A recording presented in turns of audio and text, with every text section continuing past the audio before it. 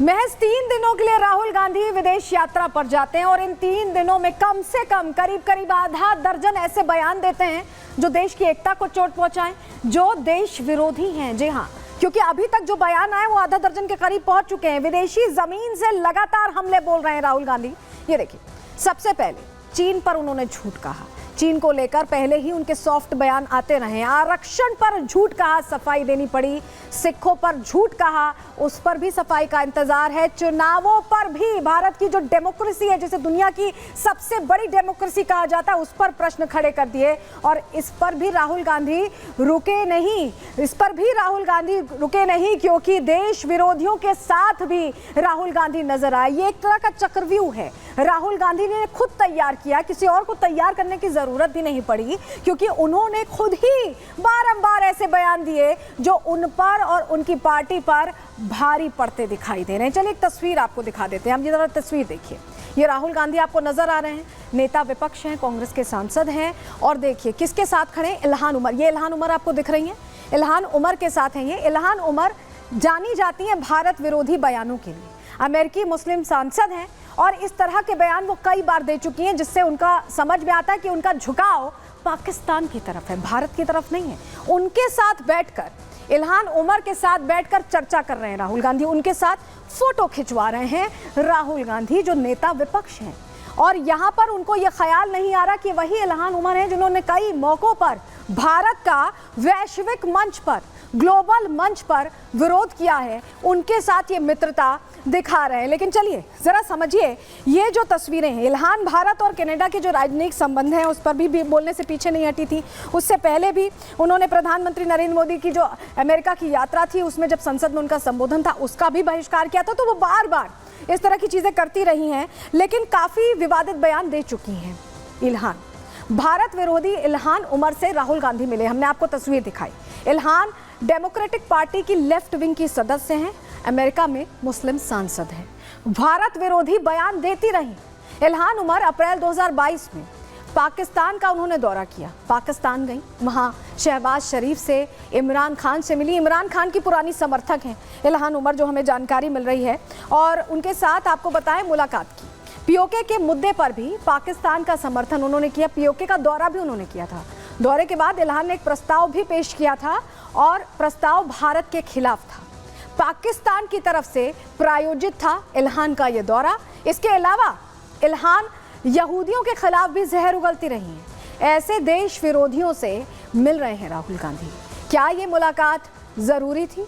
ये मुलाकात गैर जरूरी थी। मैं इसलिए ऐसा कह रही हूं कि उस शख्स से मिलना जिसने भारत की छवि वैश्विक मंच पर खराब करने की कोशिश हो, वो ये बताती है कि राहुल गांधी कुछ सोचते नहीं हैं, उन्हें कुछ समझ नहीं आता। देश विरोधियों से मिल भी रहे हैं, उनके साथ बैठ भी रहे हैं, बात भी कर रहे हैं, यहाँ तक कि जो भगोड़े हैं वो उनका अब साथ देने लग रहे हैं। क्यों हम ऐसा कह रहे हैं, जरा चलिए आपको तस्वीर एक जल्दी से दिखा देते हैं। वो तस्वीर अपने आप में बताने के लिए काफी होगी कि आतंकी अब समर्थन में उतर आए हैं राहुल गांधी के। इस तरह की बातें राहुल गांधी की तरफ से की गई। देखिए तस्वीर देखिए, ये दरअसल सिख फॉर जस्टिस, जो कनाडा में बैठ के आतंकी पन्नू लगातार खालिस्तान की बात करता, उसने एक प्रेस रिलीज जारी किया राहुल गांधी के बयान के बाद। क्या लिखा गया उसमें कि राहुल गांधी ने खालिस्तानियों का पक्ष लिया है। राहुल गांधी ने ये जो कहा है, ये बहुत बोल्ड स्टेटमेंट है, तारीफ कर रहा है। पन्नू जो आतंकी है वो राहुल गांधी को तारीफ करता दिखाई दे रहा है। अभी उसने जो पत्र अपना जारी किया, प्रेस रिलीज जारी किया सिख फॉर जस्टिस की तरफ से,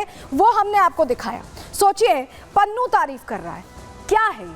क्या राहुल गांधी को समझ नहीं आ रहा कि वो किस तरह से हवा दे रहे हैं उन चीजों को जो नुकसान कर सकती हैं देश का?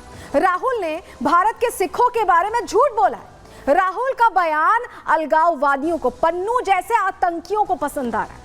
खालिस्तानी आतंकी राहुल के बयान से खुश हो रहा है। पन्नू कह रहा है कि बहुत बोल्ड स्टेटमेंट है। गुरु पतवंत सिंह पन्नू राहुल के समर्थन में आ गया है। प्रेस रिलीज जारी की है सिख फॉर जस्टिस ने। आतंकियों का एजेंडा आखिर राहुल गांधी आगे क्यों बढ़ा रहे हैं, क्यों उसे हवा दे रहे हैं, क्यों उसे मुद्दा बना रहे हैं? भारत के सिखों के बारे में झूठ क्यों बोल रहे हैं राहुल गांधी? और ये मैं नहीं पूछ रही हूँ, प्रदर्शन हो रहा है इसको लेकर, खुद सिख पूछ रहे हैं कि राहुल गांधी को ये बोलने का हक किसने दिया कि वो भारत में आजाद नहीं है। भारत सर्वधर्म संभाव वाला देश है। राहुल धर्म के आधार पर आखिर बांटने की कोशिश क्यों कर रहे हैं? सत्ता के लिए आतंकियों को शह देना क्या ठीक है? ये शह ही है, क्योंकि वो बार बार इस तरह की बात कह रहे हैं, इस तरह की बात कह रहे हैं कि पन्नू उनके समर्थन में आकर खड़ा हो जा रहा है, वो देश विरोधी लोगों से मिल रहे हैं। ये तमाम चीजें हैं जो प्रश्न बनकर खड़ी हैं राहुल गांधी पर। और सुधांशु त्रिवेदी ने भी कहा है कि राहुल गांधी ने जो कुछ कहा है वो बहुत गंभीर विषय। सुनिए सुधांशु त्रिवेदी को। ये ऐलान उमर के साथ मुस्कुराहट बिखेरती हुई और हर भारतवासी को दिल को चीरती हुई यह तस्वीर है। इस विजिट में उन्होंने कुछ ऐसे शब्दों का प्रयोग किया है और सेपरेटिस्ट और जो कश्मीर में टेरर के परपेट्रेटर थे उनका समर्थन है, क्योंकि यह बहुत साफ है आपको भाजपा से नफरत हो सकती है, प्रधानमंत्री श्री नरेंद्र मोदी से आपके मन में ग्लानि, हिकारत, इंफीरियरिटी कॉम्प्लेक्स हो सकती है। भारतीय संस्कृति के प्रति अपशब्दों का आप प्रयोग क्यों करते हैं?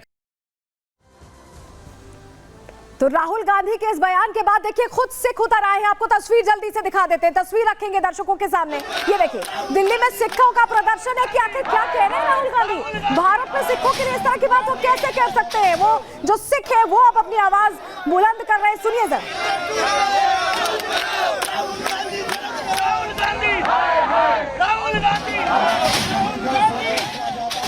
और हमने उनसे बात करने की भी कोशिश की, क्या कह रहे हैं राहुल गांधी के बयान पर सिख, जिनको लेकर राहुल गांधी ने इतनी बड़ी बात की है। सुनिए। राहुल गांधी को जाता है कि इस स्थान पर धारा 163 BNS लगी हुई है। आपका मजमा खिलाफी कानून है। राहुल गांधी हाय हाय, राहुल गांधी माफी मांगो।